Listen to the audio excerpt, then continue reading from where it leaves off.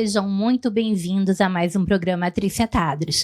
Gostaria de agradecer a audiência de vocês de segunda a sexta, às 19 horas, aqui pela Record News Manaus, canal 27.1 ou 78 na TV fechada. Eu peço a vocês que ativem sininho, sigam, compartilhem, comentem no YouTube, programa Trícia Tadros. E não deixem de nos seguir nas redes sociais, @Trícia Tadros. Nossa entrevistada de hoje é a psicóloga Daphne Benayon. Seja muito bem-vinda, doutora Daphne Benayon. Obrigada. Querida, você é uma psicóloga formada na Universidade Federal do Amazonas, tendo estudado a vida toda no Lato Sensu, ou seja, a tua formação é uma formação impecável, né? A gente vê que hoje, né, cada vez mais a necessidade de você procurar uma psicóloga muito bem preparada, porque cada dia mais as doenças estão te atingindo, né, de uma forma cruel. Hoje a gente vê um número muito grande de pessoas se afastando do trabalho por questões psicológicas, né? A gente vê um número muito grande de crianças que têm gatilho em escola, né? Acho que se a gente pudesse definir esse período pós-pandemia, né? Desde os anos 20, num total, né, da pandemia para cá, a gente poderia definir numa palavra chamada ansiedade, certo? Certo, certíssimo. E alguns estudos que eu andei olhando, não sei a veracidade deles, diz que 3 entre 4 pessoas apresentam ou apresentarão um quadro ansioso. Isso é verdade? Realmente a gente vê hoje que é muito comum na sociedade as doenças emocionais, de cunho emocional. Então, ansiedade, depressão, burnout, que está relacionado ao trabalho, despertam, né, gatilhos mentais que vão vulnerabilizando cada vez mais essa sociedade. Então, a gente precisa olhar para isso, a gente precisa cuidar do nosso emocional, a gente precisa cuidar do nosso mental. Não é frescura. E a gente precisa falar sobre isso. E a gente só sabe que não é frescura, né? Não pessoas que já conviveram, mas tem muitas pessoas que têm esse preconceito de dizer que é frescura, mas quando alguém que você ama, ou você mesmo, cai num quadro depressivo, num quadro ansioso, né? Eu acho que o quadro ansioso é uma questão tão comum que eu acho que as pessoas estão com menos preconceito, né? Mas a depressão muita gente rotula de preguiça. Sim, antigamente a gente via assim, um preconceito muito grande relacionado às doenças psíquicas. Né? Então, muita gente intitulava como preguiça, falta de fé, falta de Deus. Isso é frequente, né? Sim, é até muito. Pecado. Você tem saúde, você tem uma casa, você tem um teto, você tem comida. Sim. É até pecado, gente. É falta de gratidão, né? E aí, pessoas que estão na igreja e fazem terapia, fazem acompanhamento psicológico, elas têm que se justificar perante a sociedade, perante, às vezes, algumas pessoas da igreja, que não é falta de Deus, que existem pessoas capacitadas para ajudar. Né? Então, assim, a sociedade ainda se vê em um lugar se justificando. Quer que eu conte para vocês o número de padres, freiras religiosos que sofrem, né? Um grande exemplo para todo mundo, o padre Marcelo Rossi, né? O quanto a saúde mental, porque assim, todo mundo pode recorrer a um padre, a uma freira, a um pastor, a um religioso na hora que você está passando por problemas, mas a quem o padre e a freira recorrem? O pastor ainda tem família, mas o padre e a freira que abandonam a família para cuidar das pessoas, né? Então, é uma coisa complicada. Se fosse falta de fé, não atingiria essas pessoas, né? Sim, e quando as pessoas vão recorrer, né, nesse sentido espiritual, vão para pegar um direcionamento, para ouvir um direcionamento mais voltado para o espiritual. Mas e a gente esquece, né, que existe a psique, que existe o mental. Mas, Dadá, uma coisa que eu tenho observado, desculpa ter te interrompido, é que os religiosos, antigamente, eles eram formados em teologia. Mas tu já viste o grande número de religiosos que se formou em psicologia também?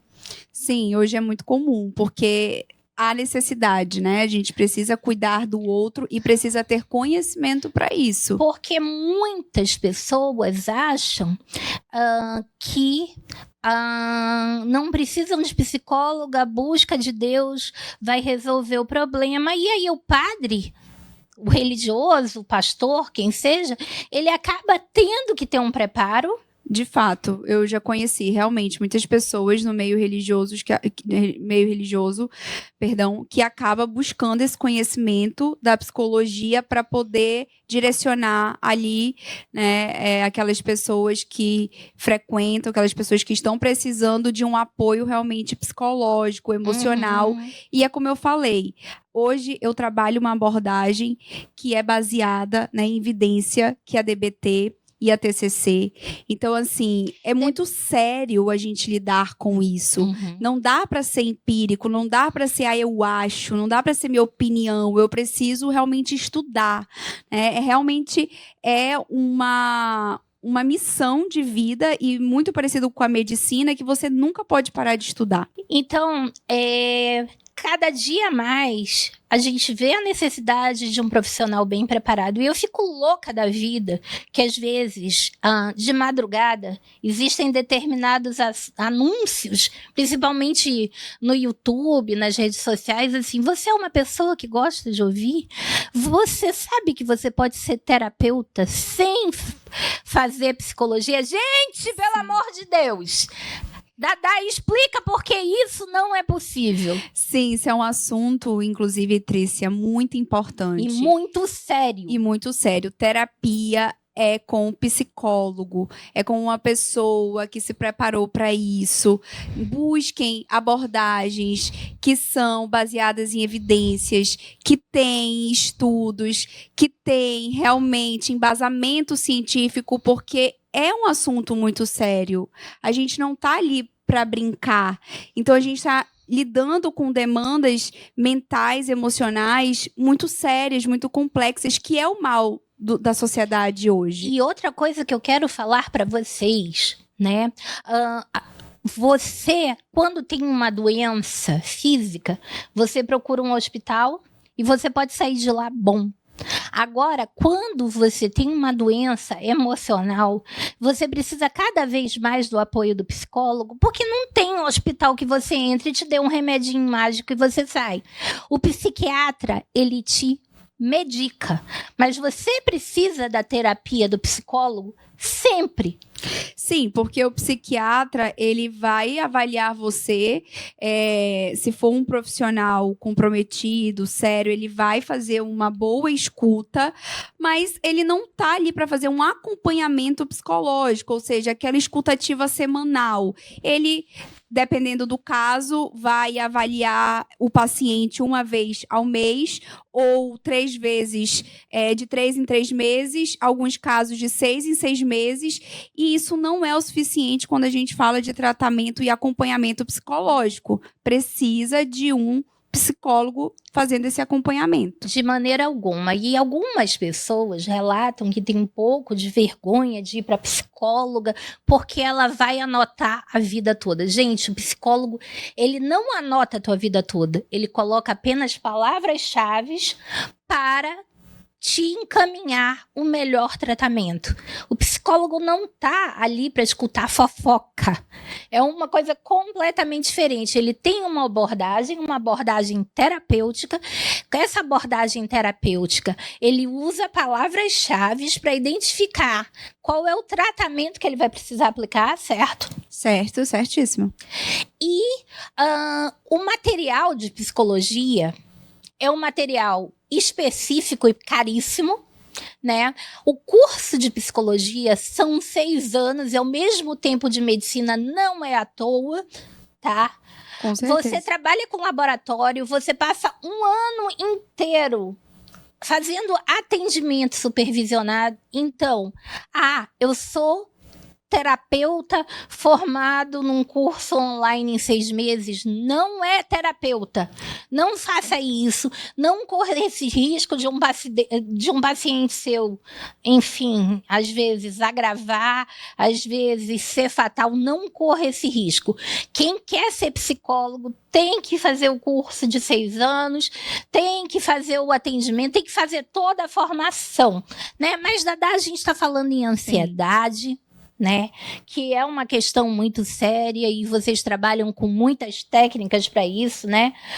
Sim. A abordagem comportamental, enfim, uma série de dicas, né? Que se utiliza e tudo mais. Mas tem uma outra... um outro caso aqui que também a gente pode considerar nesse meio, né? Um problema muito recorrente que é a dependência emocional também, né? Sim, com certeza. Vamos falar um pouco como identificar a ansiedade, como identificar a depressão, como identificar a dependência emocional? A gente fala no próximo bloco.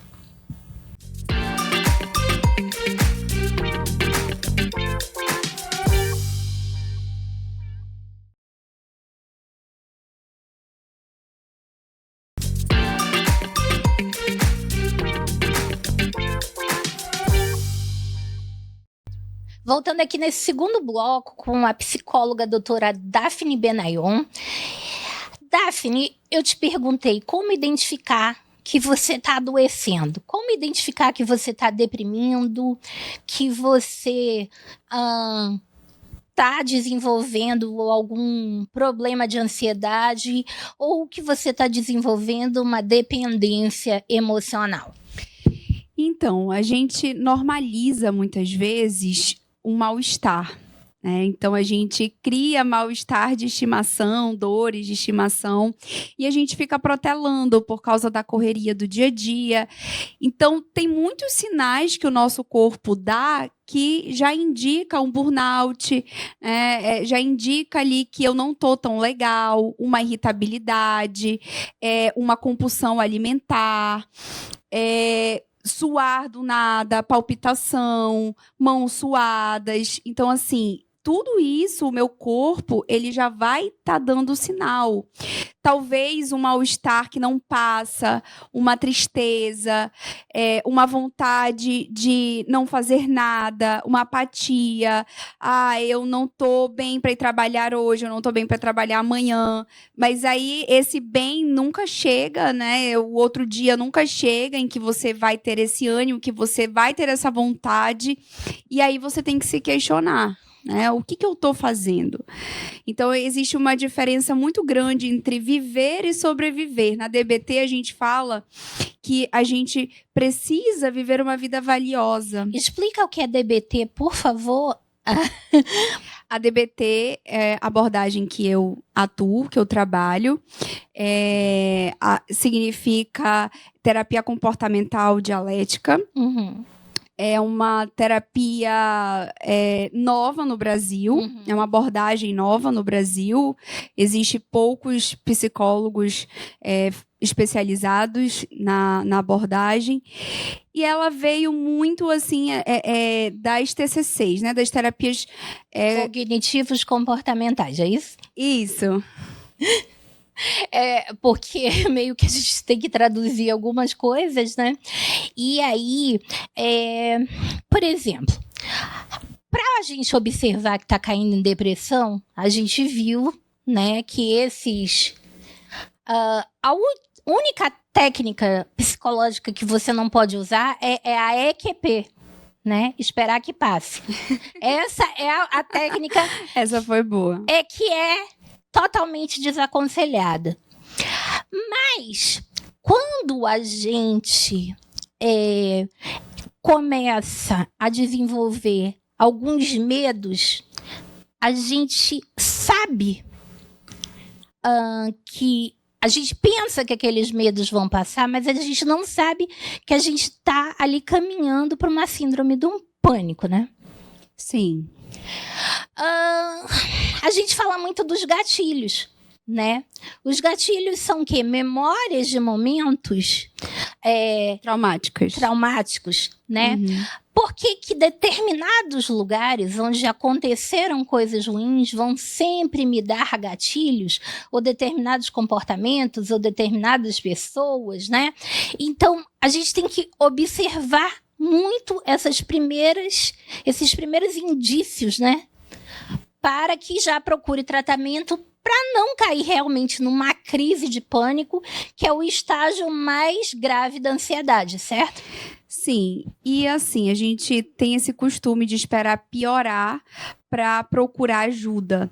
E, na verdade, a terapia, ela não é só para quando a gente está precisando, já está, né, muito mal, quando o paciente ali já não tem mais muito o que fazer, e aí, não, agora eu vou buscar terapia. Não, a terapia é para todo mundo. Gente, um apelo que eu tenho para fazer para vocês antigamente se achava que psicólogo era um serviço inalcançável para a maioria das pessoas, que terapia era uma coisa muito cara e deixava-se agravar a tal ponto que quando chegava, você já estava em alto grau de sofrimento. Ou que terapia é coisa de louco, né? E terapia não é um serviço inalcançável nem caríssimo. O custo de uma terapia é muito menor do que de uma mensalidade de alguma coisa, algum curso. Alguma coisa supérflua, né? Que a gente não dá valor. A gente, né, consegue usufruir para tantas outras coisas e não dá valor para a sua saúde mental. Pois é, mas se a tua saúde mental não estiver em dia, você não vai conseguir usufruir supérfluo, nem necessário, nem absolutamente nada, porque você vai viver num eterno sofrimento, né? Então, com certeza, priorizem, pelo amor de Deus, a saúde mental de vocês. Qualquer sentimento, nem que seja para fazer uma avaliação, uma consulta, e o profissional dizer para você que você realmente não está precisando de tratamento naquele momento. Porque se eu chegar num psicólogo, ele nunca vai dizer que eu não estou precisando. Vai sim, porque eu conheço milhares de casos de amigas que passaram por períodos difíceis na vida, que eu levei para amigos psicólogos e que simplesmente ali fizeram um número X de atendimentos, às vezes apenas um, e foram aconselhadas a fazer determinada coisa, por exemplo, como em caso de separação, caso de definição de guarda, né? Tudo que assusta muito e pronto. Mas existem pessoas que vão realmente precisar fazer um tratamento de muito tempo, mas essas pessoas vai ser aconselhado para elas, porque existem pessoas que acham que se você entrar num terapeuta, você vai ficar dependente a vida toda. Isso não é tarja preta, é terapia. Sim, com certeza. A abordagem TCC, DBT, ela propõe que o paciente tenha a alta, né? Que a gente dar a alta para o paciente. Mas é isso, a terapia ajuda a gente a olhar para si, a reconhecer os nossos limites. É por isso que, nesse sentido, eu falo que a terapia é para todo mundo. Eu vou conhecer quando os meus sinais de corpo, eu vou saber viver mais no estado presente, não apegado ao passado ou futuro. Eu vou conseguir colocar os meus limites, eu vou saber me comunicar de uma forma mais assertiva, mais efetiva com meu pai, com a minha mãe, com o meu namorado, com o meu marido. Então, a terapia ela envolve tantas camadas e tantas coisas em que é realmente assim, a gente sempre tem o que melhorar, é para todo mundo, né? A gente, enquanto está aqui, a gente pode ir além, a gente tem o que melhorar enquanto pessoas, e a terapia é um convite para isso, para a gente olhar para si e entender no que a gente pode melhorar, porque, como eu disse, a DBT, ela fala de uma vida valiosa, então a gente não está ali para entender e o paciente e deixar ele ali numa vida talvez medíocre. Não tá bom essa vida medíocre. Então, assim, não é só ele estar fora de risco, por exemplo, ou não sentir nenhum mal-estar. Não, é ele, de fato, conquistar essa vida valiosa, essa vida que vale a pena ser vivida. E a terapia, ela tem essa proposta, né? Fazer que a nossa vida seja uma vida que vale a pena ser vivida. A mágoa, ela realmente te adoece emocionalmente?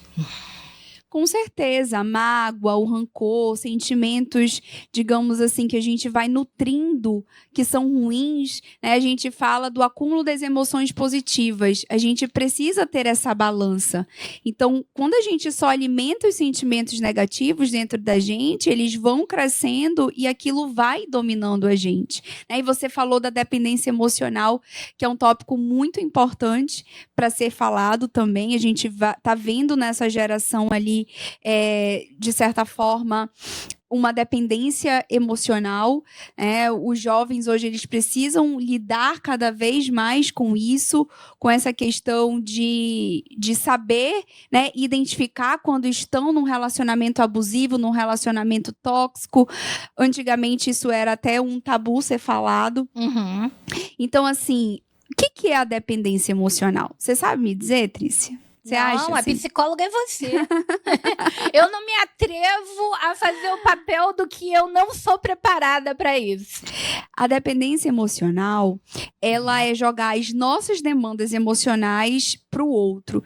Então, se eu tenho alguma demanda emocional a ser suprida, como uma insegurança, uma carência, eu jogo para o outro para ele se responsabilizar por essa demanda e ele suprir essa demanda em mim.